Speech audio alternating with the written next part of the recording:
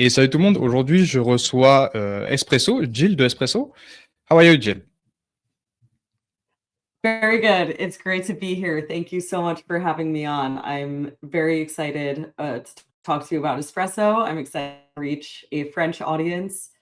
I shared with you I had to learn French in school, but I definitely cannot do this this interview in French. But yeah, very happy to be here with you. Thank you.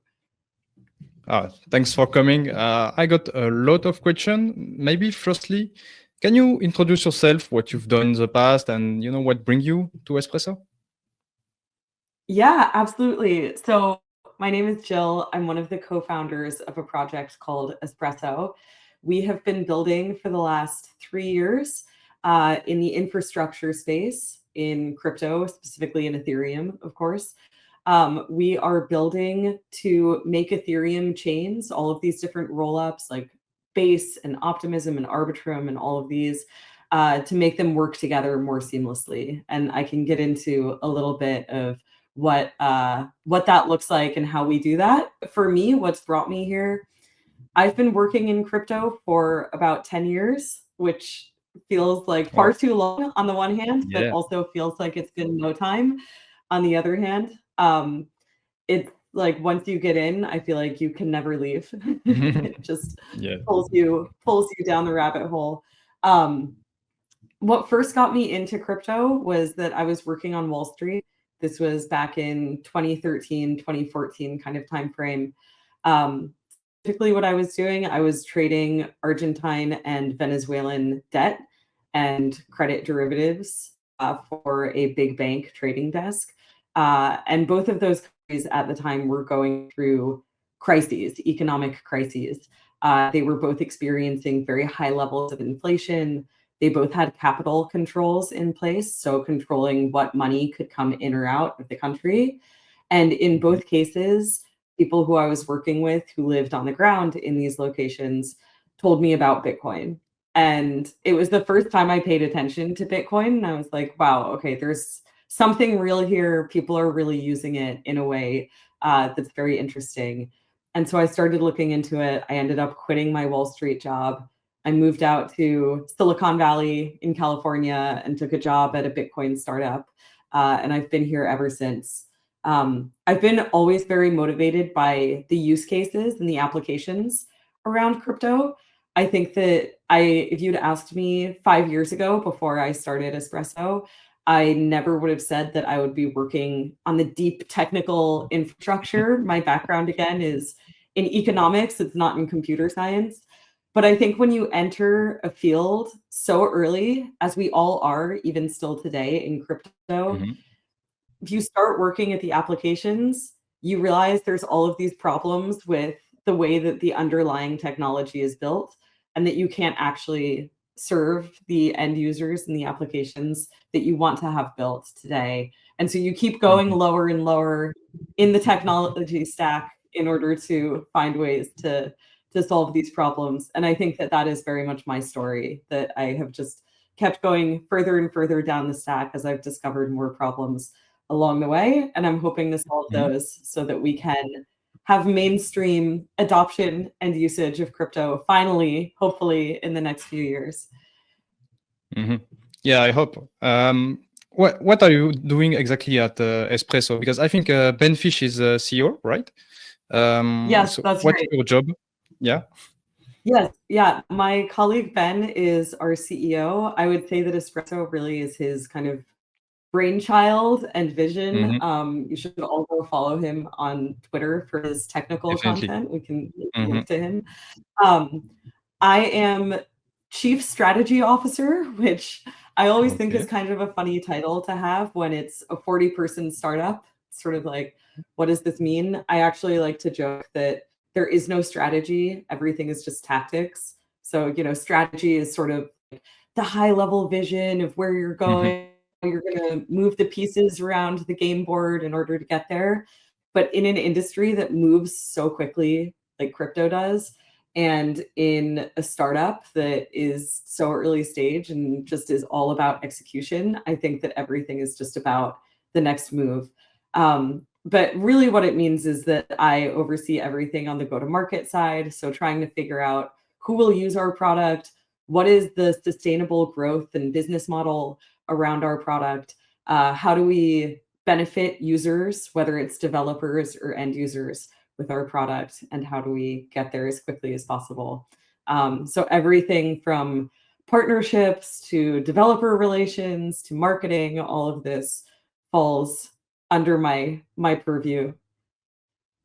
Okay, that's perfect because I got a lot of questions about who is going to use Espresso, but a bit for later. Perfect. Just at a high level, can you explain Espresso, for someone that is not really technical? Yeah, absolutely. So I think to explain Espresso, first I want to start by explaining a little bit Ethereum. Many of your audience probably knows all of this, but just I hope. bear with me for a moment. Ethereum, of course, is this amazing environment for computation and development of applications. And I think really what makes Ethereum different from building something in Web 2 is that it's open and freely composable. You can build off of any application that was built on Ethereum beforehand. You don't need to go through some agreement to get API access to the applications that already pre-exist on the platform. It's all freely composable. You don't need permission from anyone to do this. And everything is interoperable and compatible with each other. And that has been the case for a very long time on what is now called the Ethereum layer 1. So this is the main chain of Ethereum. It's what most people are talking about when they just use the word Ethereum. And this, I think, really, truly is the best tool for innovation that humanity has because of these factors, because it's open and composable and permissionless and unstoppable. Now, as Ethereum has grown, as more usage has come onto this platform, more developers building apps and more users using those apps, we've realized that we need to scale. And the way that Ethereum is scaling is by having many different chains. We call it horizontal scaling because it's moving horizontally. We have many different chains that all roll up to Ethereum and still use some of those superpowers that Ethereum offers them. But each chain can handle much more in terms of volume and throughput and usage than the Ethereum main chain can. And of course, as again, many of your listeners know, this is what we call rollups or layer 2s. So we have the layer 1 of the Ethereum main chain and the L2s now that scale it. The problem is, and that's great, like these L2s are incredible. You can go and use them and pay just pennies in order to do transactions on them, which is totally different from the main chain. But the problem with this is that we've broken some of that compatibility and composability and interoperability that made Ethereum really powerful to begin with. And so now when you do something on one chain, you're a little bit stuck in that silo. Like it's quite full of friction to move from one of those chains to another one of those chains. I experience this all the time. I was going to do something on Base the other day. I didn't have enough money on Base to do the thing that I wanted to do. I had money on Arbitrum and Polygon. And like, you have to go through and move things around and make sure you have enough gas on the other chain. It's like, it's not a good user experience today. Yeah. What's great though, is that there's many, many, many projects working on interoperability. You've had many of them on the show. I learn a lot from these other project founders all the time. You might look at it and say, oh my gosh, we have 100 projects working on interoperability. Are they all competing with each other? Like, how are we ever going to get to a standard? But actually, I would say most of these projects, we're all building different components of the solution. And that's one thing that is really exciting to me about working at Espresso is I get to work with people from Hyperlane and Layer 0 and across and all of these bridging and message passing protocols. Specifically, what Espresso is solving here is the security and speed of something called the finality of the transactions or the confirmations of the transactions. And I can get into a little bit more of what that means as we go, but I would say that the brief value proposition is that we are trying to make the bridging experiences and the messaging experiences across chains that you know today much safer and cheaper and faster and easier for everyone involved. All right. Yeah, that was my next question. What is the confirmation? A lot of people doesn't understand what is it. Yes. So Espresso, as I said, we call it a confirmation layer. You can also think of it as a little bit like an L1.5. So we talked a minute ago how you have the L1, you have these L2s on top of it, and Espresso is an L1.5 that sort of sits between the two, and offers a different set of trade-offs than the L1 would use. So today, if you are a bridge protocol that is trying to pass assets between different chains, you can offer a very good experience to users, perhaps. If you've ever used two different L2s and you've used the, for example, the across bridge, oftentimes, as long as you're not doing a huge size of transaction across two chains, you can do the transaction using across in about 2 seconds. Amazing. What's going on under the surface that across has these entities called solvers that are taking on risk actually in order to do the transaction very quickly for you. And so the solvers of the bridge, and this is how most bridge protocols work, they are making a guarantee to the user, okay, like you get your funds on, you know, the Arbitrum chain from the base chain very quickly, but I will take on 15 minutes of risk that the L2 that was talking to me has lied to me, basically. That they could pull the rug on me, that they could get hacked, and they could do a reorg and basically do what we call a double spend. So they could put money back in their own pocket, even when they've made it look like they've sent money off of the chain. And it's possible for these reorgs and these hacks to happen at massive scale. There was a chain earlier this year that is a roll-up on Ethereum that did, I think it was a 500,000 block reorg like this. And which one? Fortunately, it was, you know, it was sort of early enough in the stage of the project that they could roll back and kind of fix the problem. But this is the type of problem that you can face if you are just relying on the word of these L2s. Now, what's the problem here today with this? Why is it not secure to just rely on what an L2 says? Why is there this 15-minute window? Well, it's because L2s today, for the most part, use a centralized server that they call the centralized sequencer to make these promises about what's going to happen.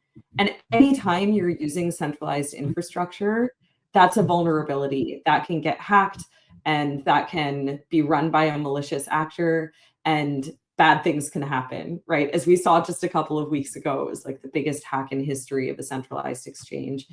The same thing can be true of centralized sequencers. The safe to do things today, if you ignore Espresso, would be to wait for the Ethereum layer 1 to confirm everything before you move funds, before a bridge says that, okay, your funds have moved over here. But waiting 15 minutes, no one can do that today, right? Like we live digital lives. If it's not done in just a few seconds, then you're out of here. The same thing is true of exchanges. If you're trying to deposit from an L2 to an exchange, most exchanges today, unless you're one of the very big L2s, you know, Coinbase, of course, trusts Base and what they're going to say.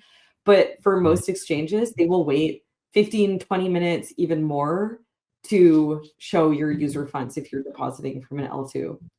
Now, Espresso offers, again, a different set of trade-offs. We offer a decentralized confirmation, I would say. We call it a BFT, Byzantine fault tolerant, if you're technical, kind of a fancy term. We offer a much stronger confirmation because we're a decentralized network. We're this L1.5 that can act as a confirmation layer, confirmation protocol across all of these chains. Okay. Just before I forgot, which chain reorg? You talked about the chain that reorg. Degen chain, yeah. Which one? It's called Degen chain. Oh, this one. All right. Yeah. All right. Yeah. I And didn't know. again, I actually don't think any user funds were lost. I think that they handled it very well. Mhm. But this goes to show there's all of these vulnerabilities that can exist around these centralized sequencers. One problem in the industry, I would say, is that often we wait until there is a problem, and then we all say, "This is a problem, Yeah. and we must go focus and fix it." Um, Mm. if you've worked in this industry for 10 years, you can start to see these things before they happen. And so this is why I'm on this mission to get everyone to secure their L2s, secure their sequencers, to use a much stronger confirmation, so that we Mhm. don't run into these issues of security. And the good news is that you don't have to sacrifice performance, really. Like, Espresso is designed to give confirmations that are very strong in just a few seconds. So that's the mission that we're on. Okay. I know Espresso for more than 1 year, I guess, something like this. And it used to be the branding around it was a shared sequencer. And Yes. it changed a bit to confirmation layer later. Why this change of branding? Yeah, great question. Thank you for asking this, because this is something I spent many days on trying to Yeah, I've think seen. through. Yeah. So we got feedback. This is going back about a year ago, from all of Mhm. these chains who we were talking to, saying, "Hey, you need to secure your sequencers." And they all said, "Okay, that's great, but we don't want to rip out our centralized sequencer." And there's many Mhm. reasons for this. I think many of them are very good, legitimate reasons for why a chain would not want to use a shared sequencer layer.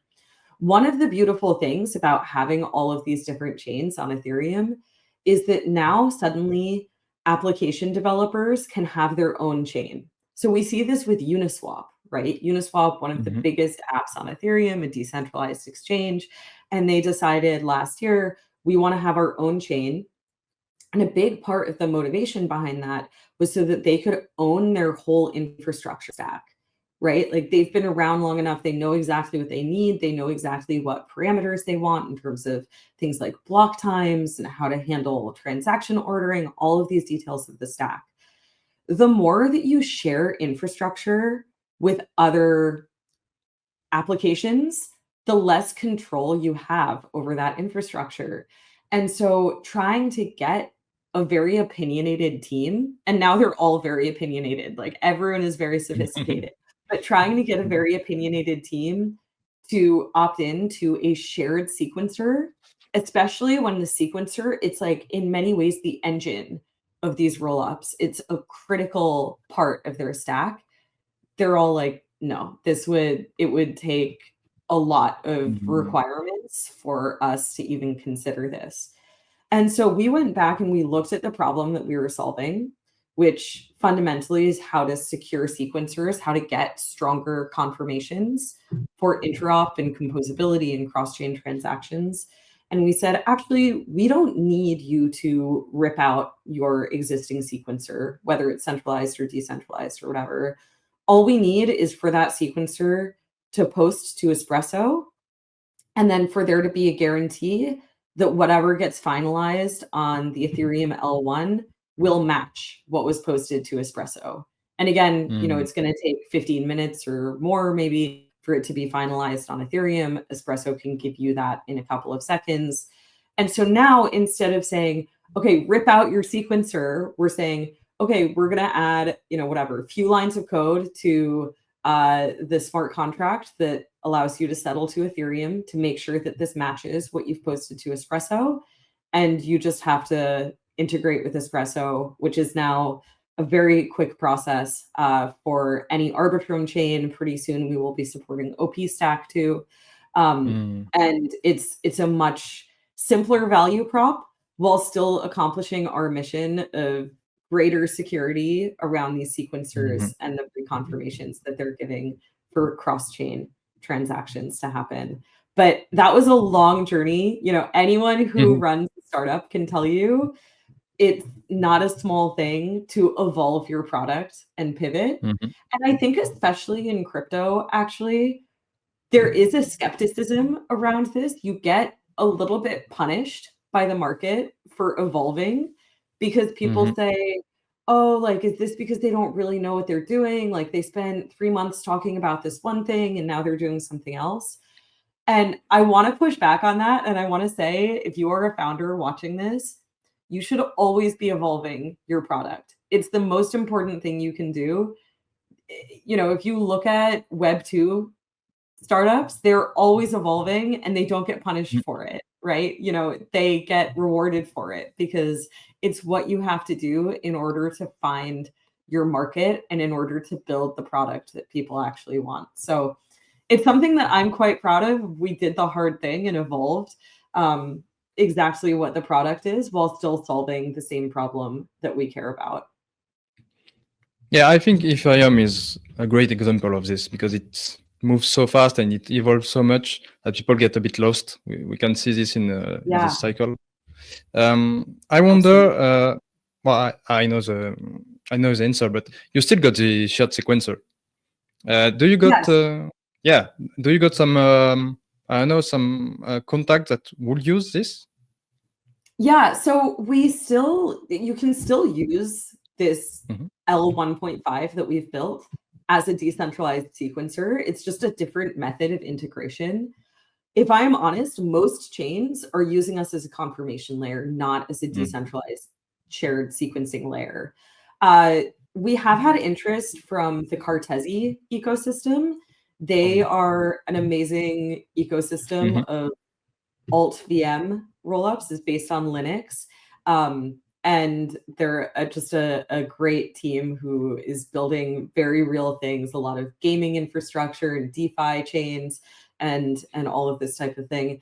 And they built their own integration actually with Espresso with very little help from us, which again is something I'm very proud of because they basically came along and they appeared in our Discord channel one day and said, hey, we've done this. And we're like, wait, what?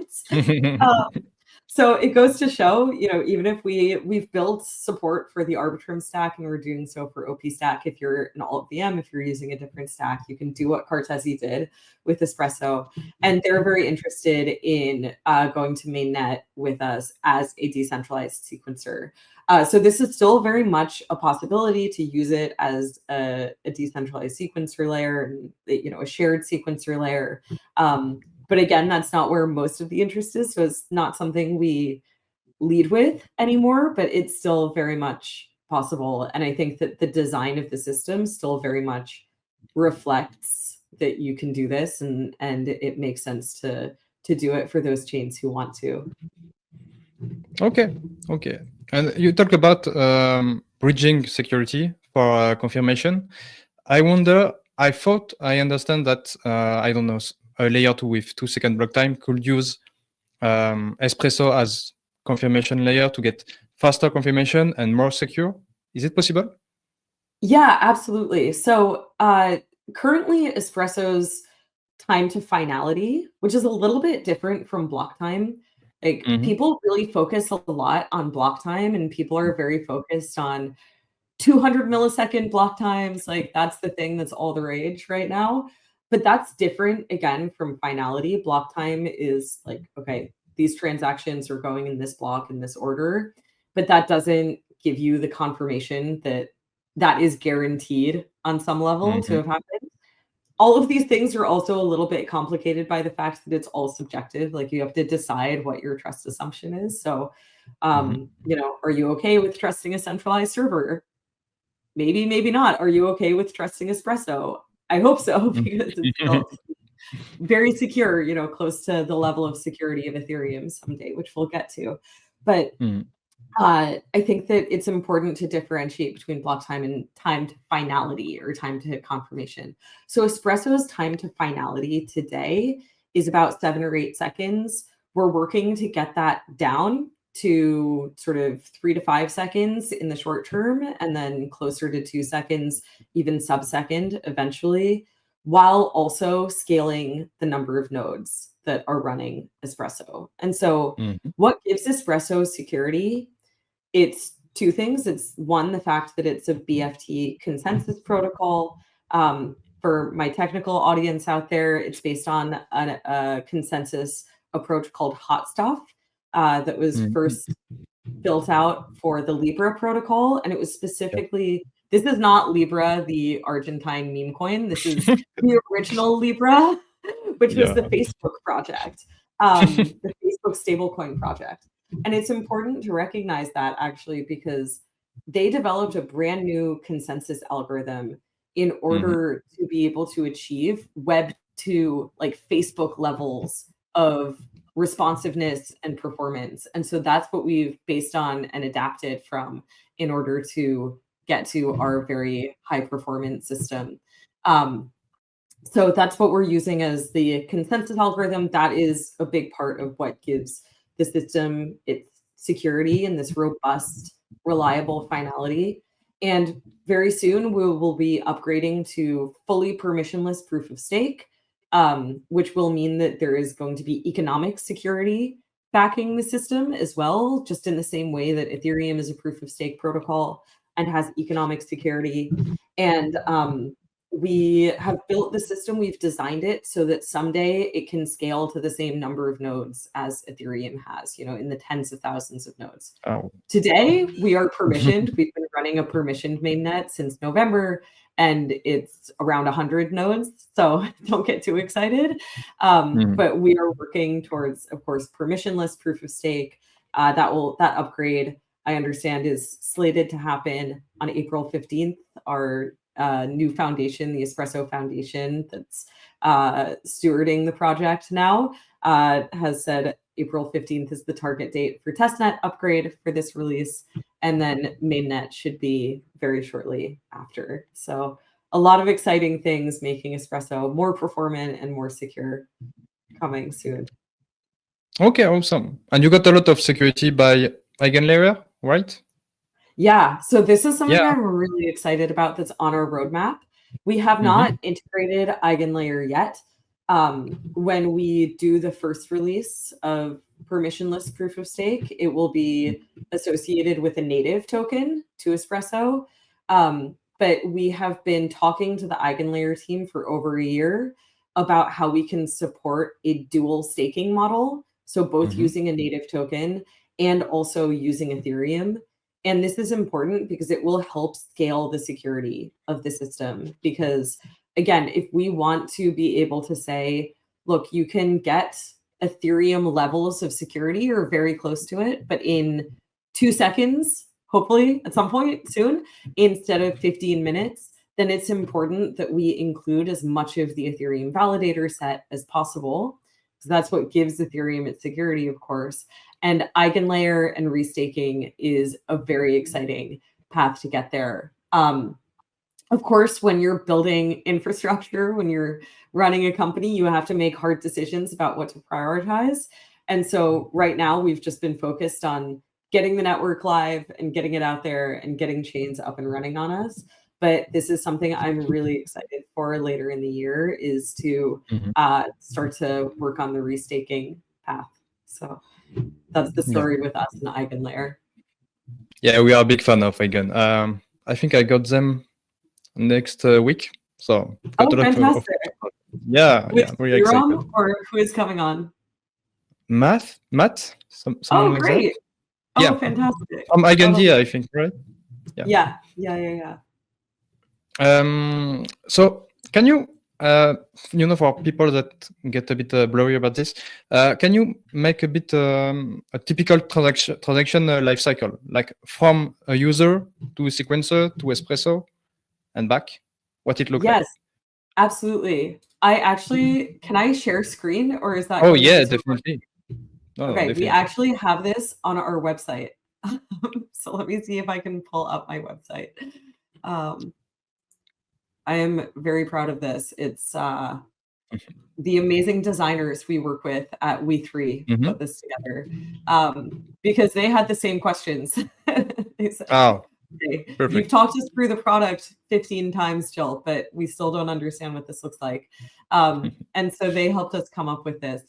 But you have up here, of course, the end users and the end user clients. So these are maybe wallet interfaces, things like this. And the end users talk to the L2s, whether it's an optimistic rollup or a ZK rollup. and the transactions get submitted to those rollups. And those rollups, then they sequence the transactions. So again, this is an important difference from the way that we used to think about the product. We used to think of Espresso down here replacing the sequencer. No more. You can have your own sequencer. You can keep your centralized sequencer, whatever you need as your rollup, because we understand that's an important part of the stack for them. The sequencer will put the transactions in order. That's what you see happening down here. The sequencer will talk to this confirmation layer. So again, you can see why we call it an L1.5, because it sits between the L2 and the L1. And the confirmation layer will run consensus on what the sequencer has posted to it. Okay? There's a couple of processes here. One is that the confirmation layer does act as data availability too.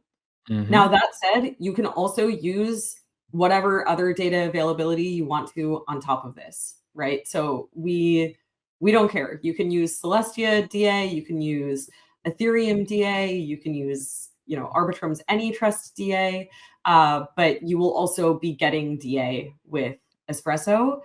Anything that is a consensus protocol pretty much has to have DA. So, people don't talk about it like this, but you could use Solana for DA, or you could use Near for DA, these types of things.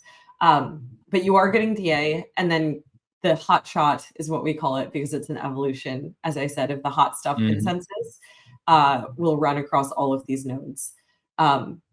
This gets posted back up to whoever wants to read from it. So maybe the L2 wants to read from Espresso. Maybe it's an exchange that wants to read from Espresso and get that very fast, few second confirmation of what's going on and what has happened on the L2. This is, if you're making a deposit into an exchange from an L2, they want to have a high security guarantee of what will happen. And so they might read from Espresso.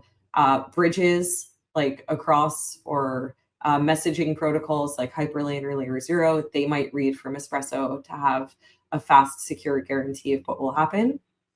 And then the final steps, of course, is that Espresso and the rollups post to the L1. And this, again, is what gives the guarantee that, okay, what has happened on the L1 matches what has happened on the confirmation layer, because we want to be able to match Ethereum finality, right? Without taking 15 minutes.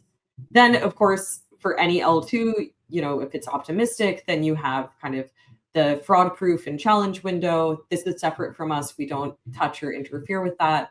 If it's a ZK rollup, you have proving that has to happen. Again, we don't interfere with that. But that is kind of the final steps of the transaction lifecycle. So yeah, I hope that this is helpful. We have other versions that I can also share and send people, but yeah, I think it's a great question. I think it's very important. It's very good to clarify what's actually going on under the hood in any of these systems. Yeah, it's great. It's really clear. I just wonder, because you aggregate all the data, can you make a synchronous composability between every L2?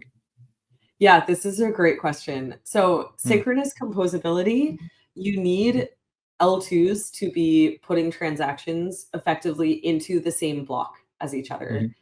Synchronous composability, I think, is a very important long-term goal, because this was part of the magic of Ethereum. Going back again, when it was just the Ethereum L1, we didn't have all of these different chains.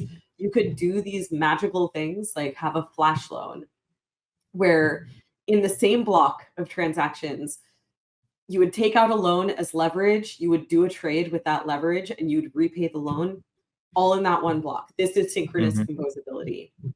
It's kind of the money Legos of Ethereum.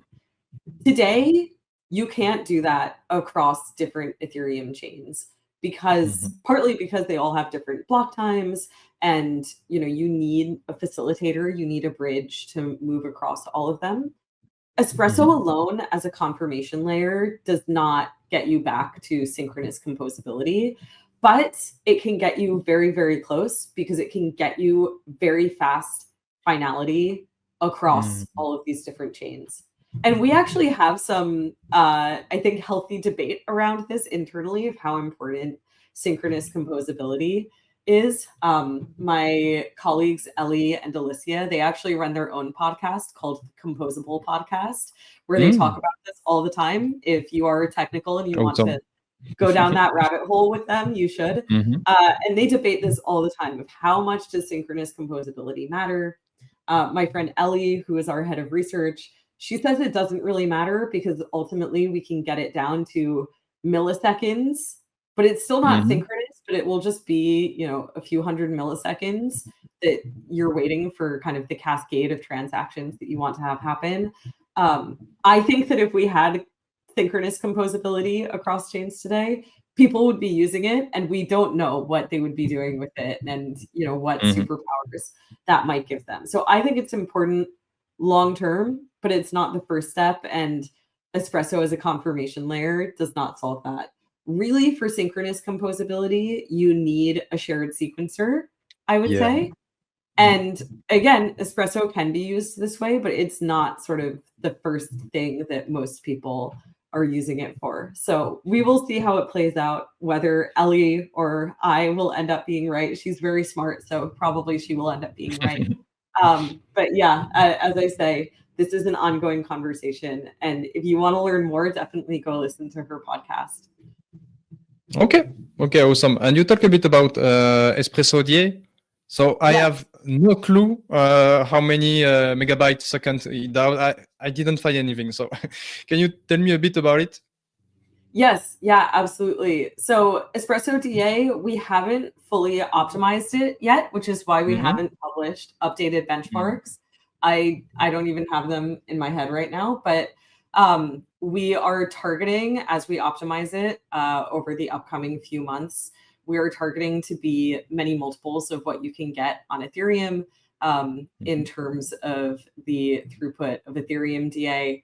And so that's kind of what we're benchmarking off of. And then, of course, looking to become competitive with other players over time. But importantly, while we think it's important to be competitive in terms of just what we can offer with this aspect of the product, we are not, again, competitive really from a business perspective with Ethereum as a DA provider or EigenDA or Celestia DA. You can use all of these things depending on what you want. We are big believers in kind of the modular thesis of every app chain should be able to fully customize their stack, and therefore it's important for us to be compatible with all of these different solutions. Our business is really around confirmations and interoperability and providing fast cross-chain infrastructure. So Okay, I totally understand. I got the question. I completely forgot what it means exactly, but what can you explain the difference between the BFT pre-confirmation and promise proposer? That's very technical, and I totally forgot what that means. So yes, totally. For me.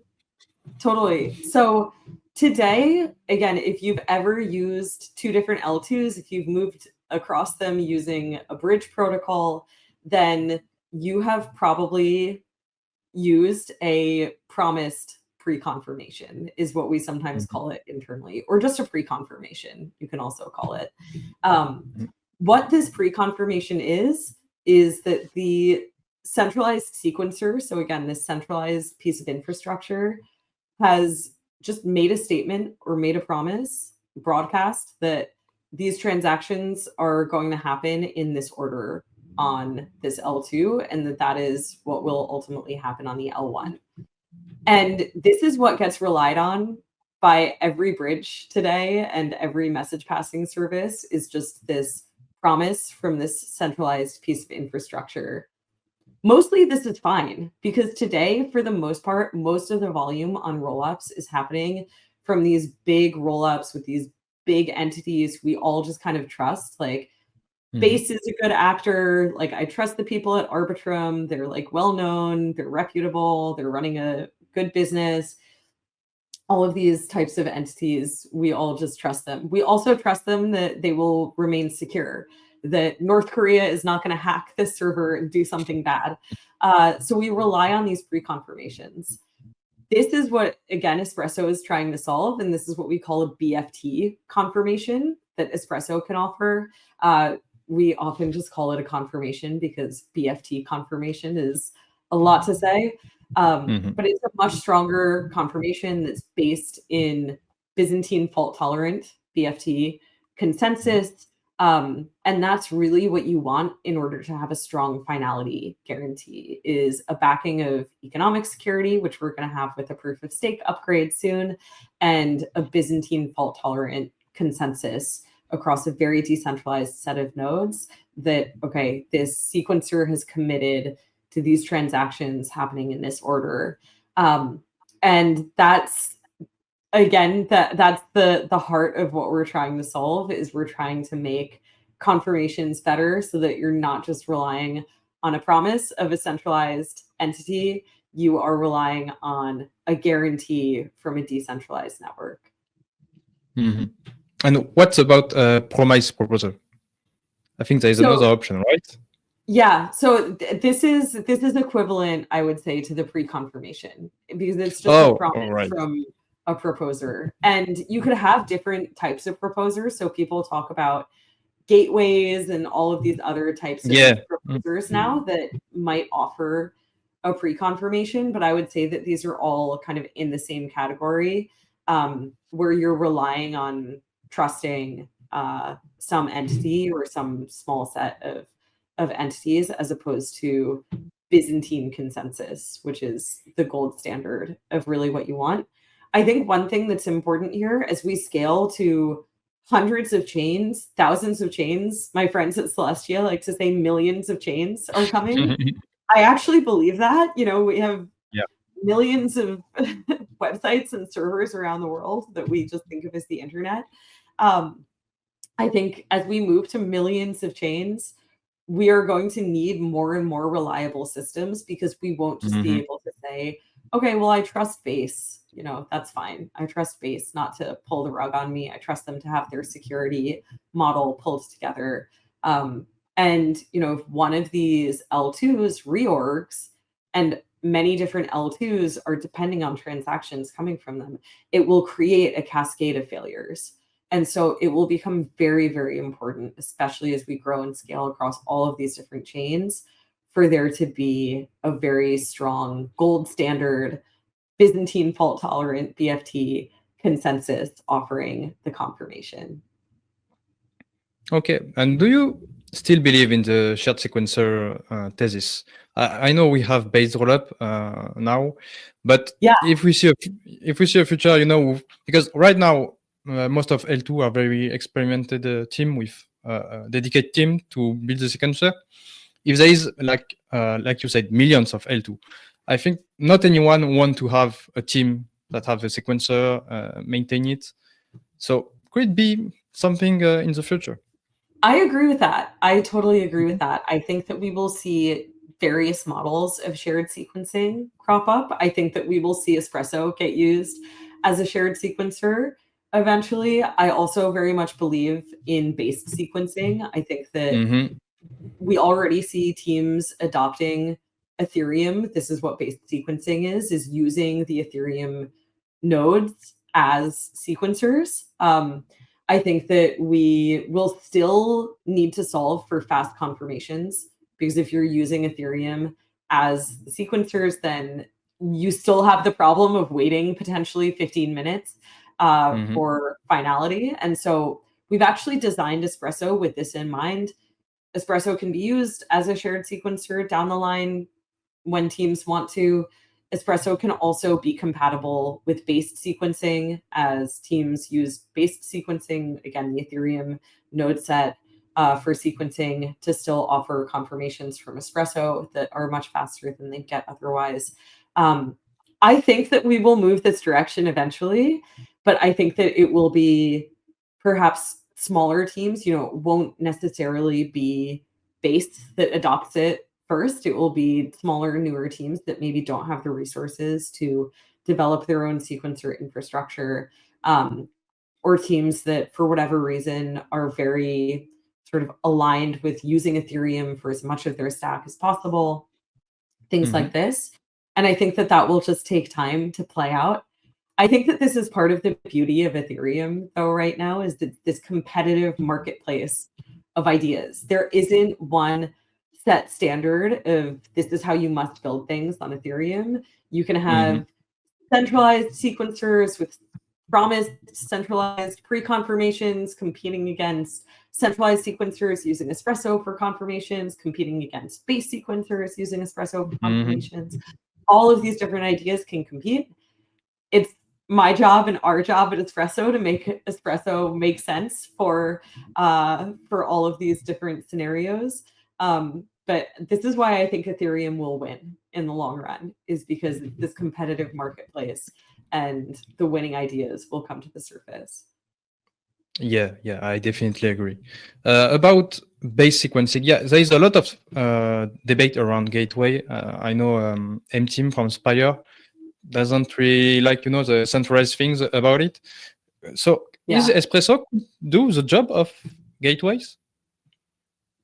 These things can coexist, is how I would describe it. So, again, the thing about finality, I was explaining actually what I do to my husband and some friends the other day, and I was explaining the concept of finality. That's hard.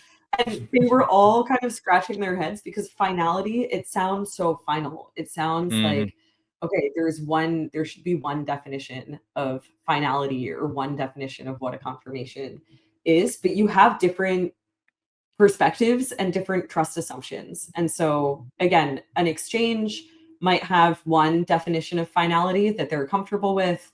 A bridge might have a different definition of finality, and all of these things can coexist. So you can have a centralized pre-confirmation coexisting with an Espresso confirmation, coexisting with, maybe a different kind of type of centralized confirmation, a gateway, whatever.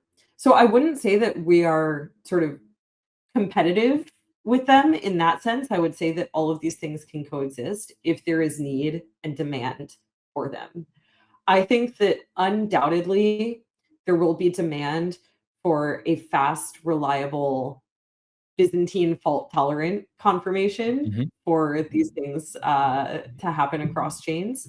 And so that's what we're, of course, focused on. And I think that it remains to be seen how, for example, gateways are accepted in the market. We will see.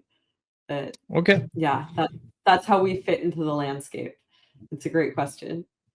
Okay, I see. And what's the business model of Espresso? I guess you got some fees, maybe.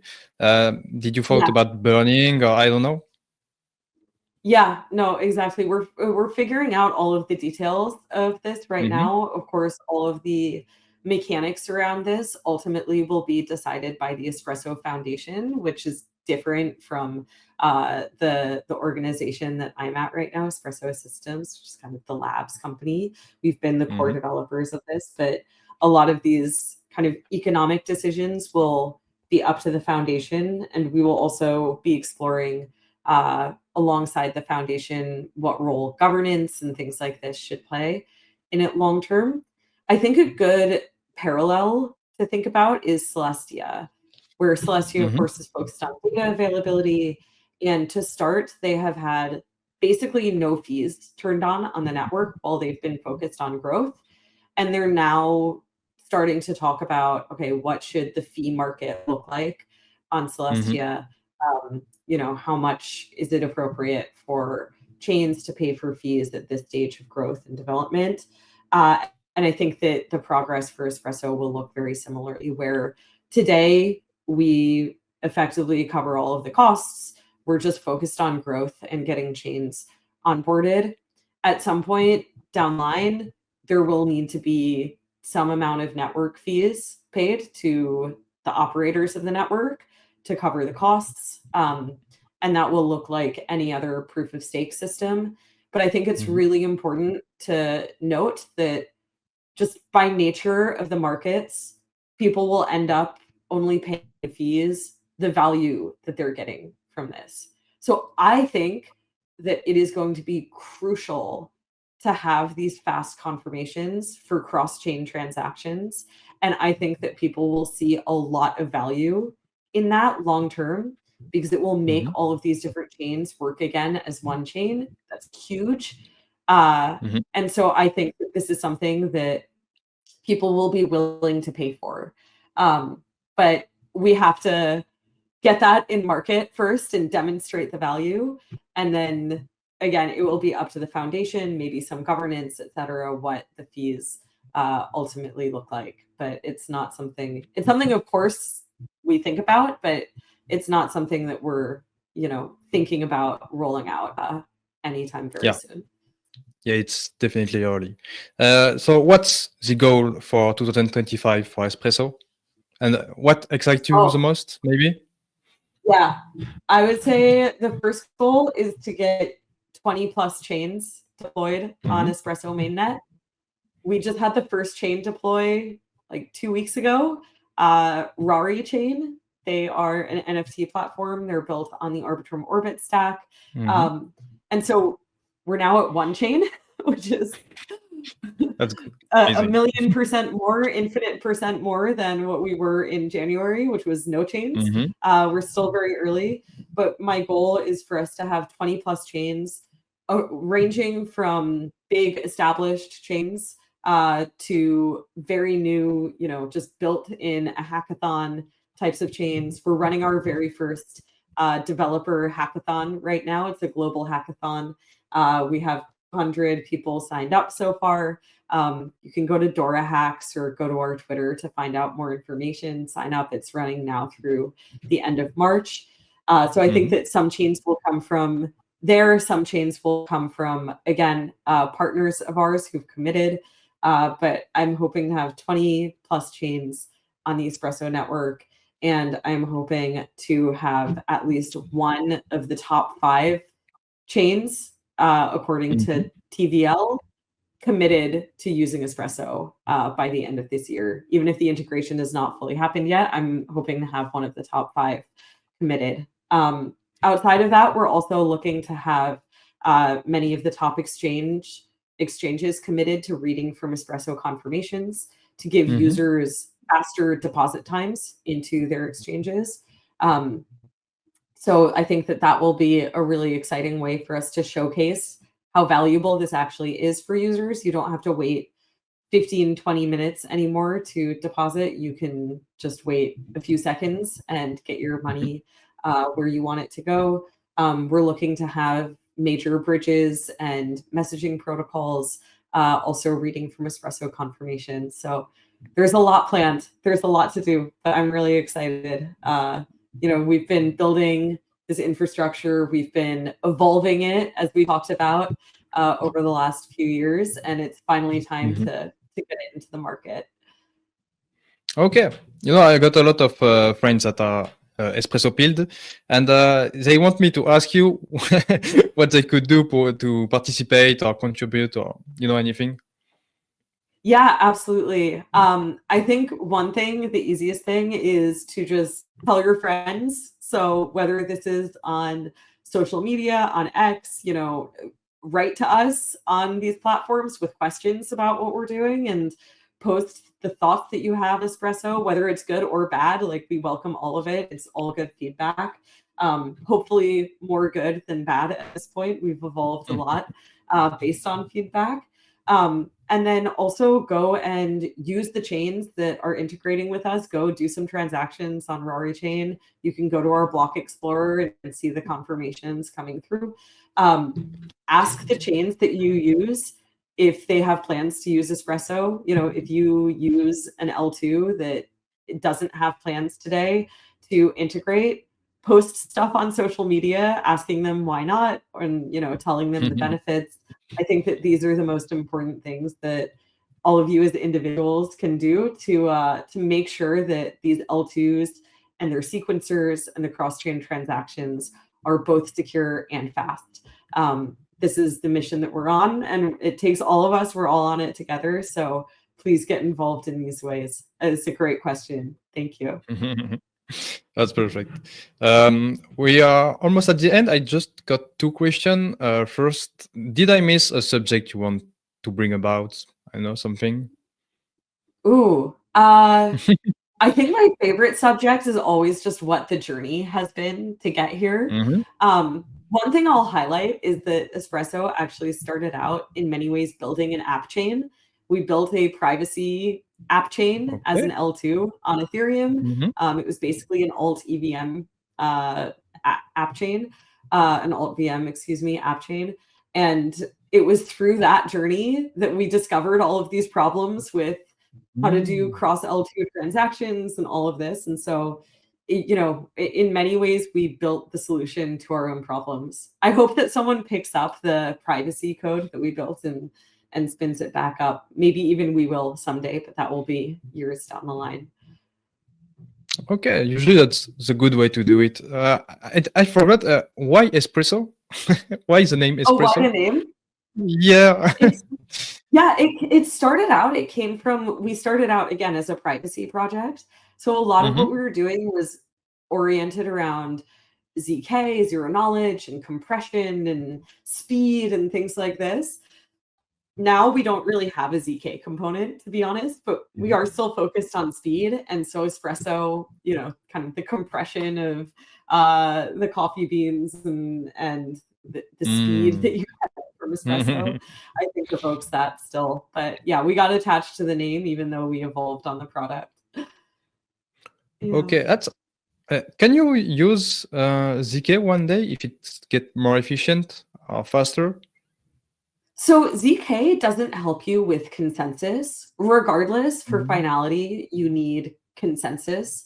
But something that we do have on our roadmap is native ZK proving on Espresso. And that will help with different elements of it for ZK rollups. But ZK, I often get confusion about this. ZK won't help with the consensus side of that. So ZK, for example, would not replace hot stuff. You still need the hot stuff, the hot shot protocol that we've developed. But yeah, great question. I'm very bullish on ZK. I think that ZK will help with a lot of things, but it can't replace consensus. Okay. I just want one more question. I'm very bullish on modularity. I think you are also. But we've seen in the market that it's not so bullish on modularity. It's a bit mixed. We have a lot of layer 2 that finish to be a layer 1, or a lot of actors that want to be a layer 1. So how do you explain that? I think right now there is still a perception in the market that it's more valuable to be a layer 1. And I think that what we'll see is that is not always the case. I think that for many chains, it does make sense for them to own the full stack. And I think it's good for us to have all of these competitive options. I think Solana, for example, provides a very different and very interesting set of trade-offs that looks very different from what Ethereum provides. And I think that makes sense to exist as a layer 1. If I am totally honest, some of the other chains that I see launching today, it's a new layer 1 that is focused on a specific case. And I look at it and I kind of say, you didn't really need to spend 3 years implementing the same consensus protocol that already exists in many places that you could have just used. And I think that we'll see the market continue to realize that it's not a good use of time as an app developer to build and proof a consensus protocol. I can tell you it takes a really long time to do right. And I think that we're already seeing the market say that in many ways. Okay, definitely agree. Usually, I ask question to my invitee if they have an advice to, a young investor or just someone who is interested in cryptos. You've got 10 years of experience. Maybe you have really good advice to give. Oh, yeah. I think just stay curious and remember to enjoy it. I think it can be really hard, even like emotionally, to be in crypto sometimes because there's the ups and downs of prices. you see bad things happening in crypto all the time, whether it's hacks Mhm. or scams happening or people losing money or just people making money who don't deserve it or whatever. And it can really grind you down and you can say, what am I doing here? But I think that you have to remember what got you into the space to begin with, whether that's because you believe in the ideals behind crypto, whether that's because you got to know good people in the space who became your friends, whether that's because you find entertainment out of the volatility of it, and just try to continue to enjoy the ride at any given place, even Mhm. when it's hard, even when you're doubting everything. Just remember why you got into it. I've definitely had moments of doubt in my 10 years, but I just keep getting pulled back in, and I hope you do too. Yeah, it's crazy. It's been 10 years and you seem excited like it's the first day. I'm also very caffeinated right now, but yes, Oh, okay, okay. That's perfect. that's espresso for you. Yeah, exactly. Yeah, So that was perfect. 1 hour, perfect. Thanks for all. Thanks fantastic. for coming. I really appreciate, and I hope the best for this year for Espresso. My pleasure. Thank you so much. See you, Jill. Thank you.